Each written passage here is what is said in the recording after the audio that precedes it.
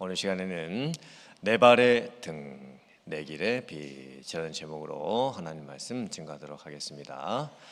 제가 재미있는 예화를 하나 말씀드리도록 하겠습니다. 어느 선장이 한밤중에 배를 몰고 가고 있었습니다. 근데 저기 앞쪽에 불빛이 보이는 겁니다. 잘못하면 충돌을 하게 생겼습니다. 그래서 선장이 급하게 무전을 보냈습니다. 앞에 있는 배는 빨리 비키시오. 답이 왔습니다. 당신이 비키시오. 선장이 이제 화가 났습니다. 나는 군함의 선장이요, 죽기 싫으면 지금 빨리 비키시오. 근데 답이 왔습니다. 여기는 등대이고 나는 등대직이요, 나는 움직일 수가 없으니 당신이 비키시오.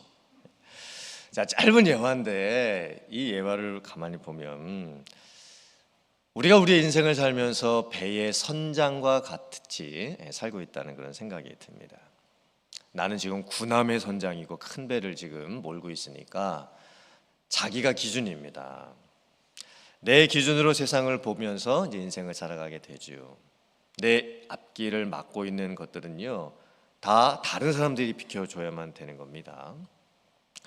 사실 등대가 기준이어야 되죠. 등대를 기준으로 항해를 할 수 있어야 됩니다. 근데 자기가 군함의 선장이라고 생각을 하고 자기가 지금 큰 배를 몰고 있다고 생각을 하니까 등대 보고 비키라고 하면서 지금 우리들이 우리의 인생을 살고 있는 것 같습니다. 어쩌면 세상 모든 사람들은 다 자기의 배를 타고 자기의 인생 항해를 지금 하고 있습니다.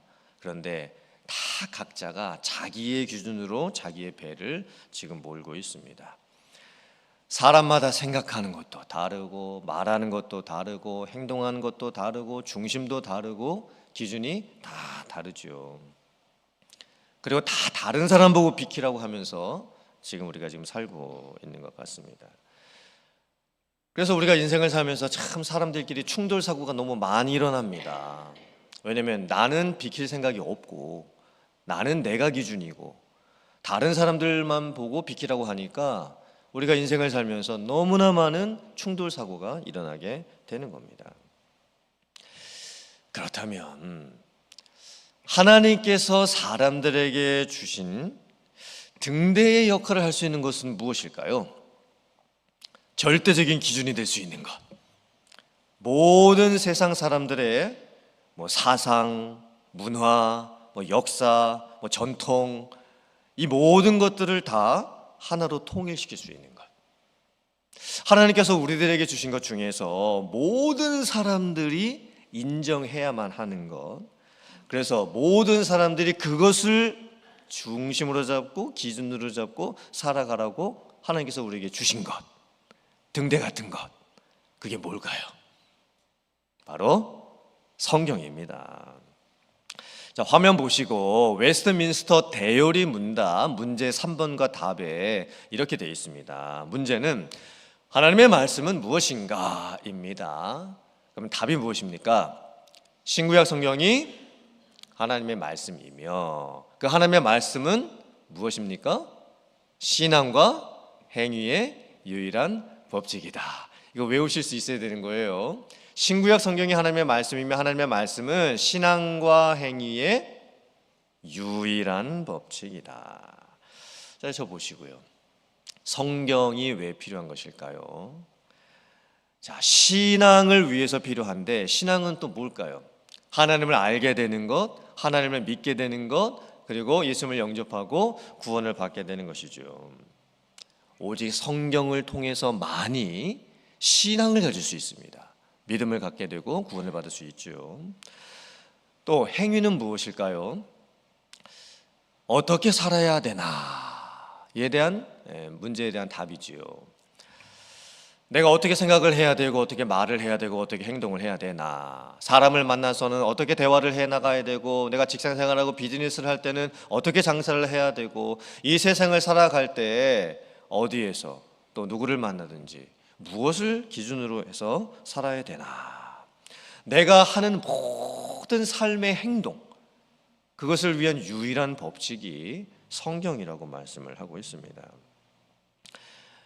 성경은요, 유일한 답입니다.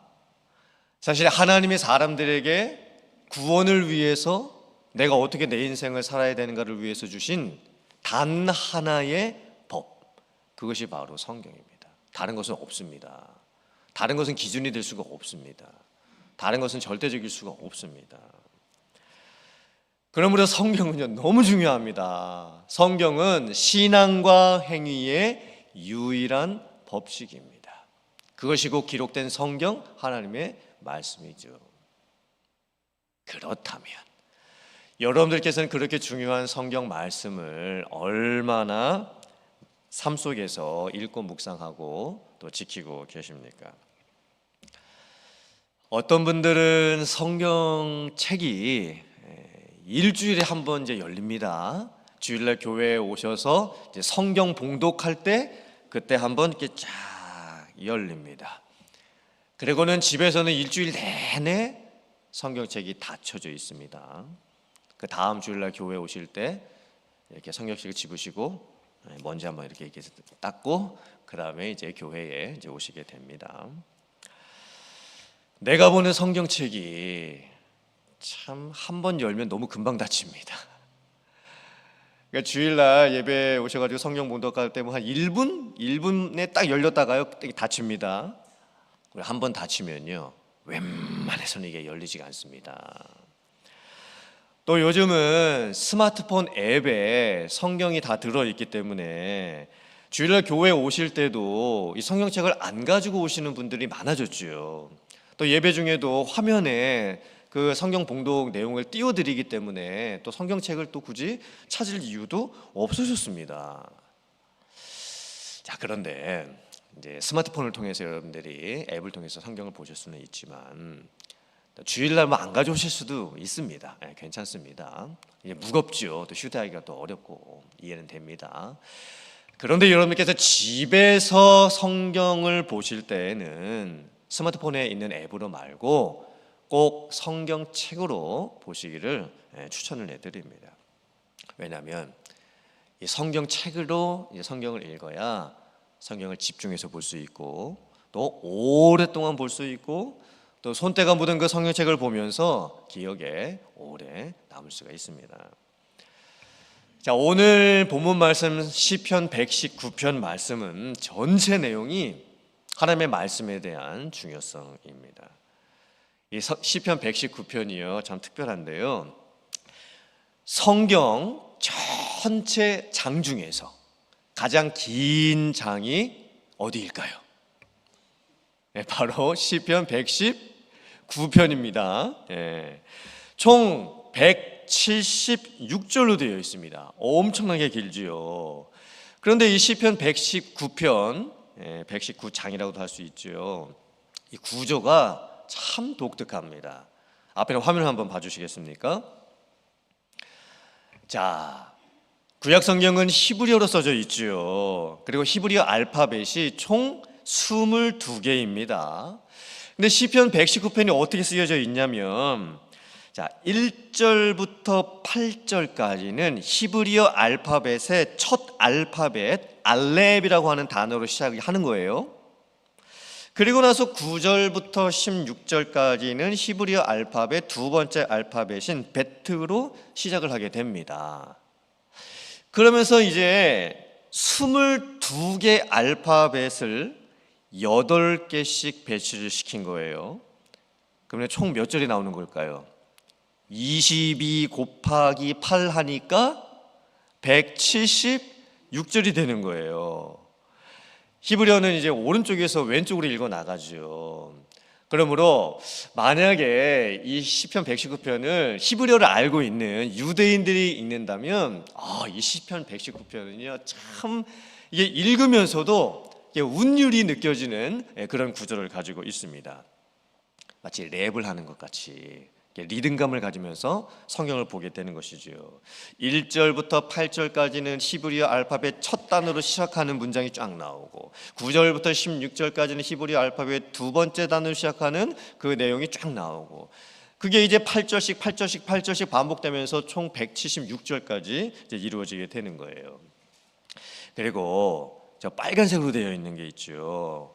저 단어가 무엇이냐면 이 시편 119편이 하나님의 말씀에 대한 중요성을 강조하고 있는 시편이잖아요. 이 시편 119편 안에 있는 각 절마다 저런 빨간 단어들이 있는데 그 의미가 뭐냐면 율법, 계명, 뭐 율례, 뭐 규율, 뭐 교훈, 명령, 이런 하나님의 말씀의 의미를 담고 있는 단어들을 다 매 구절마다 저렇게 다 넣어 놓았습니다. 그러므로 시편 119편을 1절부터 176절까지 읽으면요, 계속 무슨 생각이 드는 걸까요? 아, 하나님의 말씀이 이렇게 중요한 거구나.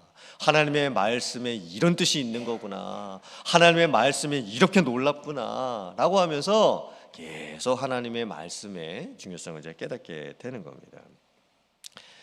시편 119편 말씀을 읽으면요, 하나님의 말씀을 사모하는 것이 무엇인가, 하나님의 말씀을 어떻게 읽어야 하는가, 읊조리며 읽는다 했죠. 묵상하면서 읽는다 했죠. 또 하나님의 말씀을 통해서 어떻게 힘을 얻을 수 있는가, 또 하나님의 말씀으로 어떻게 변화될 수 있는가, 이제 이런 은혜들을 이제 받게 되는 겁니다. 자, 시편 119편 1절이 이제 시작이 되는데 그 첫 단어가 어떤 단어로 시작되는지 아십니까? 하나님의 말씀에 대한 중요성이 시편 119편인데 그 1절의 첫 단어가 어떻게 시작되는지 아세요? 복이 있도다, 행복하도다, 이 단어로 시작을 합니다. 물론 개역 이 성경 번역에서는요, 행위가 온전하여 여호와의 율법을 따라 행하는 자들은 복이 있음이요, 이렇게 복이 있다는 표현이 제일 뒤에 나옵니다. 그런데 히브리어 119편의 1절의 첫 단어는요, 복이 있다라는 단어가 제일 앞에 나옵니다. 복이 있다, 행복하다, 이게 무슨 의미일까요? 하나님의 말씀을 읽고 묵상하고 지키는 자들에게 복이 있다는 거예요. 그 하나님의 말씀을 보면 볼수록 너무 행복하다는 겁니다. 자, 하나님께서 하나님의 말씀이 성경을 우리에게 주신 가장 중요한 목적이 뭘까요? 우리의 행복을 위해서 주신 거예요. 하나님의 이 말씀을 읽고 묵상하고 지키는 자들이 너무 행복한 거예요. 자, 화면 한번 보시고 창세기 1장 28절과 시편 1편 1절 말씀을 같이 한번 봉독해 보겠습니다. 시작. 하나님이 그들에게 복 바라크를 주시며 하나님이 그들에게 이르시되 생육하고 번성하여 땅에 충만하라, 땅을 정복하라, 바다의 물고기와 하늘의 새와 땅에 움직이는 모든 생물을 다스리라 하시니라. 복, 아쉐르 있는 사람은 악인들의 꾀를 따르지 아니하며 죄인들의 길에 서지 아니하며 오만한 자들의 자리에 앉지 아니하고. 아멘. 히브리어 이 단어 중에 복이라고 하는 단어가 두 개가 있습니다. 하나는 바라크라고 하는 복이고 다른 하나는 아쉐르라고 하는 복입니다. 창세기 1장에서 하나님께서 천지를 창조하시고 아담과 하와를 만드셨죠. 그리고 아담과 하와에게 이제 복을 주십니다. 그 복이 어떤 복일까요? 바라크라고 하는 복을 주시는 건데요, 생육하는 거예요, 번성하는 거예요, 충만한 거예요.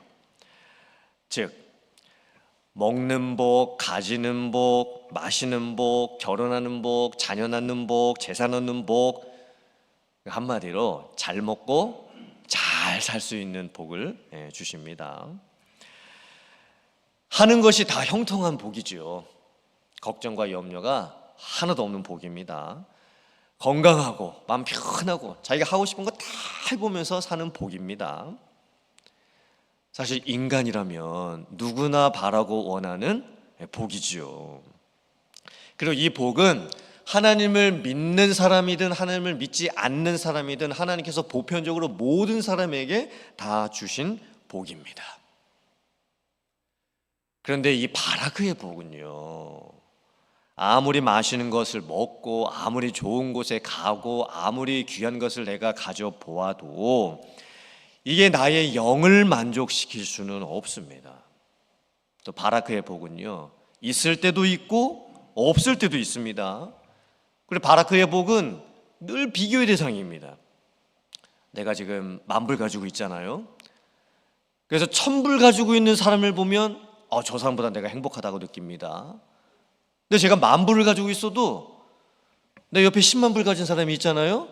그럼 나는 저 사람보다 불행하다고 느끼는 거예요. 이게 바라크의 복이에요. 그런데 시편 1편 1절에 나오는 그 복은 아쉐르라고 하는 복입니다. 이 아쉐르의 복이 뭘까요? 하나님을 알고 믿고 하나님과 동행하는 자가 그 영혼의 깊은 곳까지 채워지는 복입니다. 하나님으로 인해서 은혜로 인하여서 밀려오는 그 기쁨과 만족감이 행복감이 이 영혼 안에 가득하게 차는 겁니다. 내면의 복이지요. 영혼의 복입니다. 이 마음속 깊은 곳에서 누릴 수가 있는 복이지요. 이 아쉐르 복은요, 불신자들은 절대 누릴 수가 없습니다. 오직 하나님을 알고 믿고 구원받은 성도만이 누릴 수 있는 것이 아쉐르의 복인 거예요. 그렇다면 시편 119편 그 1절 첫 단어로 시작하는 거, 복 있음이요 행복하도다. 어쩌면 이것이 마태복음에 나오는 산상수훈에 나오는 팔복의 내용하고 똑같은 겁니다. 팔복도 복이 있도다, 복 있음이요 행복하도다, 이 단어로 먼저 시작하는 거잖아요. 똑같습니다. 이 시편 119편 1절에 나오는 이 복이 바라크의 복일까요? 아니면 아쉐르의 복일까요? 네, 아쉐르의 복입니다.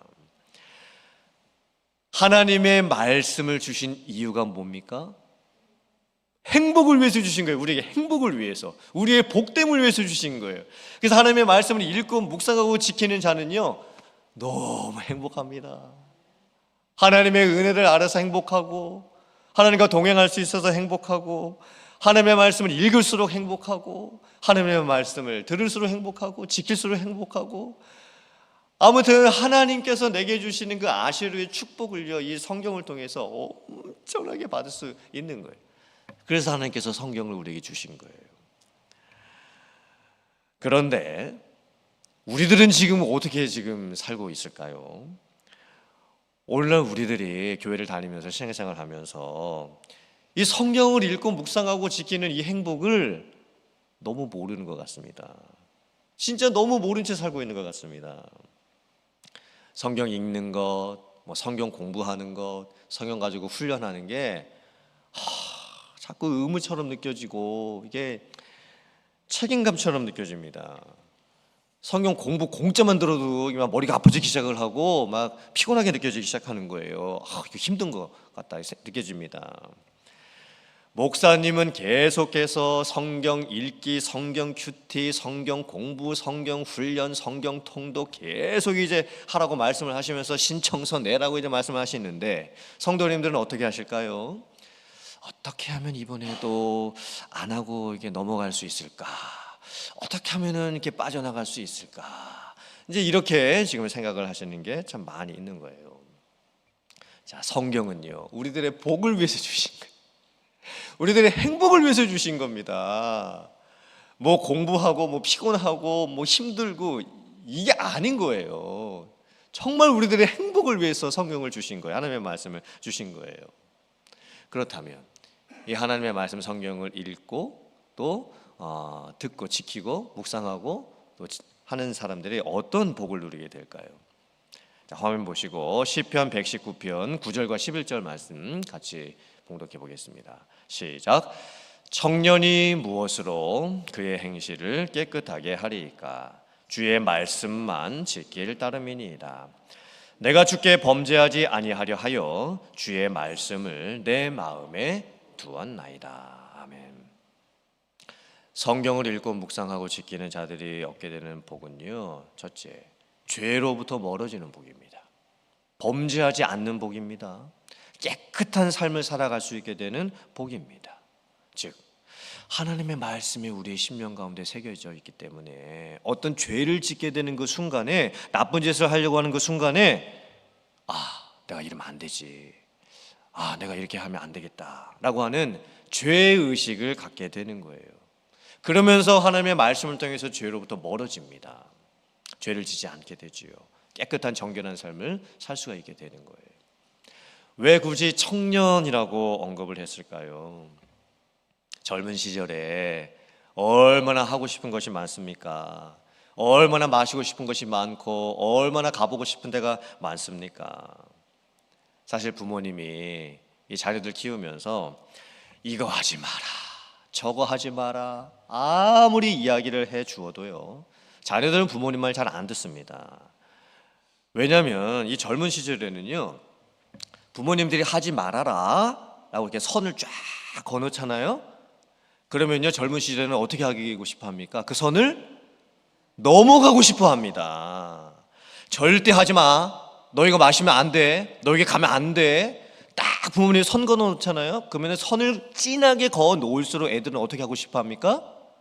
그거를 넘어가고 싶어 합니다. 그게 사람의 본능인 거예요. 그래서 사춘기 때 그렇게 일부러 부모님께 반항을 하게 되는 겁니다. 하지 마라, 뭐 가지 마라, 먹지 마라, 이런 부모님의 말보다 더 중요한 게 뭘까요? 자녀들에게 해줄 수 있는 정말 중요한 말이 뭘까요? 아빠는, 엄마는 너를 믿는다, 이 말입니다. 아빠 엄마는 너 믿어. 이 말을 해줄 때 그때 자녀들이 정말 부모님께서, 아빠 엄마가 나를 저렇게 믿고 계시는데 내가 이걸 하면 안 되겠다, 이게 스스로 결정을 할 수 있게 되는 거예요. 마찬가지로 성경이 뭘까요? 하나님이 우리를 너무 사랑하시고 우리를 너무 귀하게 여겨주시고 우리를 하나님의 자녀로 봐주십니다. 그리고 우리에게 말씀하시는 거예요. 내가 너를 믿는다, 내가 너에게 성경 말씀을 주었고 내가 너가 이 말씀대로 살 줄 믿는다. 이 성경은 하나님의 기대감이죠. 하나님의 바람입니다. 그러므로 우리가 그 하나님의 아버지 되신 뜻을 깨닫게 됐을 때 그 하나님의 말씀을 읽고 묵상하고 지키게 되면서 하나님의 뜻대로 살 수 있게 되는 거예요. 하나님이 나를 얼마나 생각해 주시는지, 하나님이 나에게 어떤 기대감을 갖고 계시는지, 심지어 하나님이 나는 너를 믿는다, 네가 하나님의 자녀로서 이렇게 살게 될 것을 나는 믿는다, 그 하나님의 마음을 알게 되는 거지요. 그러면서 우리가 하나님의 뜻대로 사는 거예요. 죄를 짓지 않고 깨끗한 삶을 살 수 있게 되는 거죠. 자, 화면 보시고 시편 119편 50절과 67절, 71절 말씀을 같이 한번 읽어보겠습니다. 시작. 이 말씀은 나의 고난 중의 위로라. 주의 말씀이 나를 살리셨기 때문이니라. 고난당하기 전에는 내가 그릇 행하였더니 이제는 주의 말씀을 지키나이다. 고난당한 것이 내게 유익이라. 이로 말미암아 내가 주의 율례들을 배우게 되었나이다. 아멘. 하나님께서 우리에게 성경을 통해서 주신 복이 무엇일까요? 고난 중에 위로를 위해서 우리에게 주셨습니다. 고난의 인생을 살아가는 우리들에게 우리를 살리시기 위해서 주신 말씀입니다. 하나님의 말씀이 우리를 고난 중에서 살려냅니다. 하나님의 말씀의 힘과 능력이 우리의 마음을 위로하시고 우리의 마음을 싸매주시고 고쳐주셔서 이 세상에서 어떤 고난을 당한다 할지라도 그 위중한 가운데서 우리를 살려내십니다. 사실 고난당하는 것 다 피하고 싶죠. 어떻게 고난이 유익이 된다고 고백이 나오게 되겠습니까? 고난은 당하고 싶지 않은 겁니다. 피하고 싶은 겁니다. 고난은 괴롭고 힘든 일이지요. 그런데 이 하나님의 말씀을 읽고 또 묵상하고 지키는 자가 받게 되는 복이 뭐냐면 고난까지도 유익이 된다고 고백을 나중에 할 수 있게 되는 거예요. 즉 하나님의 말씀을 볼수록 하나님의 그 깊은 뜻을 헤아리게 되면서 하나님께서 나를 향해서 가지고 계시는 하나님의 섭리를 말씀을 통해서 깨닫기 때문에 그 고난이 나에게 위로가 됩니다. 이렇게 고백을 하게 되는 겁니다. 사람이 받을 수 있는 위로 중에서 참 가슴 아픈 위로는 나보다 더 큰 고난을 당한 사람들을 보면서 저분은 저런 고난을 당하셨구나, 그러면서 내가 받은 고난을 더 이제 작게 느끼게 될 때입니다. 근데 사실 이런 위로는 마음이 편치는 않죠. 나보다 더 큰 고난을 당한 사람들을 보면서 내가 받는 고난은 저 사람이 당한 것보다 더 작은 거구나. 솔직히 편치는 않습니다. 그런데 참 이 인간이라는 존재가 얼마나 연약한 존재이냐면요, 나보다 더 큰 고난을 받은 사람들이 있어야 내가 위로를 받을 수가 있습니다. 그러니까 이게 참 인간이 이렇게 연약한 거예요. 다른 사람의 더 큰 고난을 보면서 내가 위로를 받는 존재인 거예요. 이게 참 어떻게 보면 참 너무나 참 우리의 인간이라는 존재가 참 너무나 연약하게 느껴지지 않습니까? 근데 성경을 읽어보면요, 참 성경 안에는 엄청난 고난을 당한 사람들이 너무나 많이 나오게 됩니다. 욥의 경우만 보게 되더라도 하루아침에 10자녀가 죽습니다. 재산을 다 잃습니다. 아내는 하나님을 저주하고 죽으라는 말을 남기고 떠나버립니다. 자기의 몸에 병이 듭니다. 그리고 자기가 기왓장을 가지고서 그 몸을 긁어야 합니다. 친구들이 찾아와서는 네가 죄를 지어서 하나님이 지금 너를 벌하시는 거다. 너 회개해야 된다. 이렇게 지금 말을 합니다. 다윗은 또 어땠을까요? 다윗이 사울 왕을 피해 가지고 10년을 도망을 다녀야 했습니다. 그때 얼마나 억울했겠습니까? 또 자식을 또 먼저 천국 보내는 그런 일도 당해야 했습니다. 얼마나 참 아버지로서 황망하겠습니까? 왕궁에서 쫓겨나서 피난도 가야 됐습니다. 얼마나 비참했겠습니까? 또 바세바와 간음죄를 저지르게 되죠. 얼마나 마음에 그 찔림이 많겠습니까? 그럼 무엇보다 예수님이 당하셨던 고난은 어떠셨을까요? 침뱉음을 당하시고 뺨을 맞으시고 또 모욕을 당하시고 조롱을 당하시고 또 머리에는 가시관이 씌어지고 옷은 벗겨지고 그리고 십자가에 달리십니다. 정말 인간이 받을 수 있는 최고의 극한 고난을 당하시게 되죠. 이 성경 안에 있는 참 많은 사람들이 당했던 그 고난을 보게 되면서 우리가 하나님의 말씀을 통해서 참 위로를 받게 됩니다. 또 어떤 인물들뿐만이 아니라 하나님께서 직접 우리에게 말씀해 주시는 그런 위로의 말씀들도 많이 있죠. 사람의 위로는 한계가 있습니다. 아무리 나를 사랑해 주는 사람이 나를 위해서 위로를 해주어도 사람의 말에 그 위로는 한계가 있을 수밖에 없습니다. 그런데 하나님의 말씀이 성령을 통해서 우리에게 보여지고 들려지게 될 때 그 성령께서 우리의 마음 안에 있는 참 다른 사람에게 드러낼 수 없는 그 마음 속에 있는 깊은 곳에 숨겨져 있는 그 슬픔을 위로해 주십니다.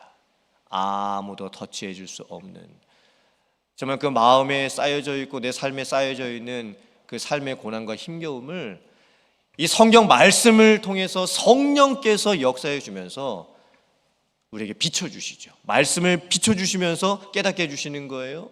그리고 우리 마음속에 성령의 음성을 들려주시죠.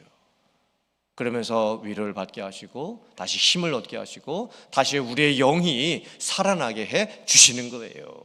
이런 은혜가 여러분들에게 있을 수 있기를 주님의 이름으로 축원합니다. 자, 화면 보시고 시편 119편 103절 또 105절 말씀 같이 봉독해 보겠습니다. 시작. 주의 말씀의 맛이 내게 어찌 그리 단지요 내 입에 꿀보다 더 다니이다. 주의 말씀은 내 발의 등이요 내 길의 빛이니이다. 아멘. 하나님께서 우리에게 주신 이 말씀을 통해서 주시는 복, 그 복은요, 우리의 영혼의 양식을 위해서 주신 것이고 우리의 삶의 지표를 위해서 주신 겁니다. 하나님의 말씀은 내 영혼의 양식이 되고 내 길의 안내자가 됩니다. 우리가 음식을 먹으면서 음식이 정말 너무 맛있을 때 뭐라고 이렇게 표현을 하죠? 야, 이거 참 꿀맛이다. 이렇게 표현을 합니다. 입에 이 음식이 그냥 착착 달라붙는 것 같은 거죠. 그래서 꿀맛이라고 얘기를 합니다. 근데 사람이 병들면 뭐부터 잃어버리게 될까요? 입맛을 잃어버리게 됩니다. 병든 사람은요 입맛이 없습니다. 병든 사람은 잘 먹지를 못합니다. 아무리 좋은 음식이 차려져 있어도 그 냄새도 이게 맛있다고 느끼지를 못하고 먹어도 그게 맛있다고 느끼지를 못합니다. 살기 위해서는 입맛을 회복을 해야 되죠. 그래야만 우리가 살아날 수가 있습니다. 자, 성도들에게는요 영적인 미각이 있어야 됩니다. 말씀을 먹을 때 그 말씀이 정말 얼마나 달고 오묘한지, 그 말씀 가운데 담겨져 있는 하나님의 말씀의 맛을 느낄 수 있는 영적인 미각이 있으실 수 있어야 돼요. 그 영적인 미각이 있는 사람은요 하나님의 말씀을 찾아서 먹습니다. 하나님의 말씀을 배고파합니다. 그리고 한번 맛본 그 말씀의 맛이 무엇인지를 알고 있습니다. 그 말씀의 맛이 너무나 귀한 것을 알고 있기 때문에 늘 하나님의 말씀을 사모하면서 먹게 되는 거예요. 영적인 미각을 잃어버리게 되면요 구원받은 은혜의 감격 잃어버립니다. 영적인 미각 잃어버리게 되면 이제 적당히 믿기 시작을 하게 됩니다. 영적인 미각을 잃어버리게 되면 나중에 이제 영적인 탈진의 병에 걸리게 되는 거예요. 그러므로 우리들이 영적인 미각을 가지고 그 하나님의 말씀이 주시는 참 그 달고 오묘한 맛을 맛볼 수 있어야 됩니다. 매일매일의 삶 속에서 그 말씀의 맛을 느끼면서 살아갈 수가 있게 되는 거예요. 이런 은혜가 여러분들에게 있으실 수 있기를 주님의 이름으로 축원합니다. 그래서 오늘 말씀을 보면 영적인 미각이 있는 사람은요 어떻게 되냐면요 날이 밝기 전에 주의 말씀을 바라싸우며 주의 말씀을 조용히 읊조리려고 내가 새벽녘에 눈을 떴나이다, 이런 삶을 살게 됩니다.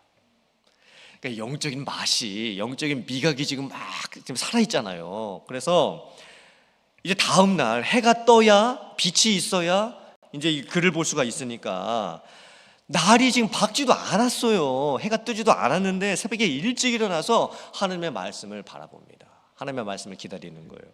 그리고 주의 말씀을 조용히 읊조리면서 새벽녘에 눈을 뜨게 되는 거예요. 그리고 새벽부터 일어나가지고 하나님의 말씀을 보는데 읊조린다, 읊조린다 이렇게 표현을 해놨잖아요. 이게 무슨 뜻일까요? 읊조린다, 하나님의 말씀을 읊조린다.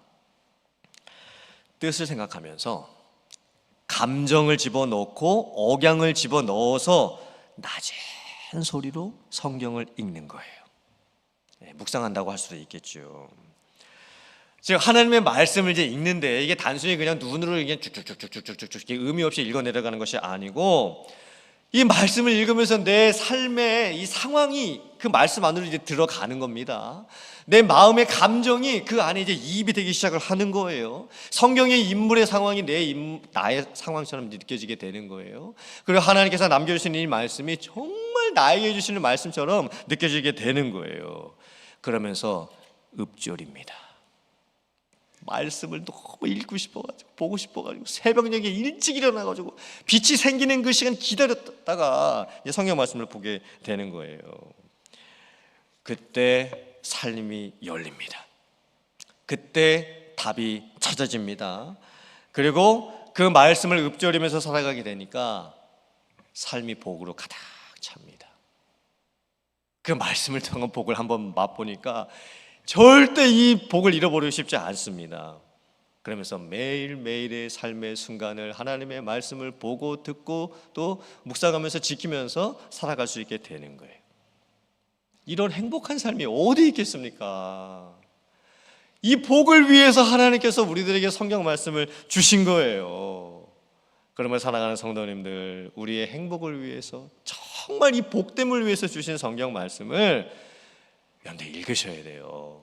묵상하셔야 돼요. 읊조리셔야 돼요. 이 말씀과 함께 살아갈 수 있는 여러분들 되실 수 있기를 주님의 이름으로 축원합니다. 말씀만이 유일한 기준이 되어야 합니다. 다른 것은 없습니다. 절대 기준입니다. 그래서 나의 신앙을 위해서, 나의 행위를 위해서 성경이 유일한 법칙이 되면요, 우리에게 구원이 임합니다. 그리고 우리의 인생은 열립니다. 그리고 길도 열립니다. 문제도 해결이 됩니다. 또 하나님을 바라보는 자들에게 하나님께서 응답을 주십니다. 은혜의 맛이 느껴집니다. 그 한 번 맛본 은혜의 맛 잃어버리고 싶지 않아서 매일매일 그 맛을 찾으면서 살아가게 됩니다. 그 영적으로 성장하게 되겠지요. 영적으로 충만한 삶을 살게 되는 거예요. 이런 은혜가 하나님의 말씀과 함께 성경을 통해서 여러분들에게 있을 수 있기를 주님의 이름으로 축원합니다.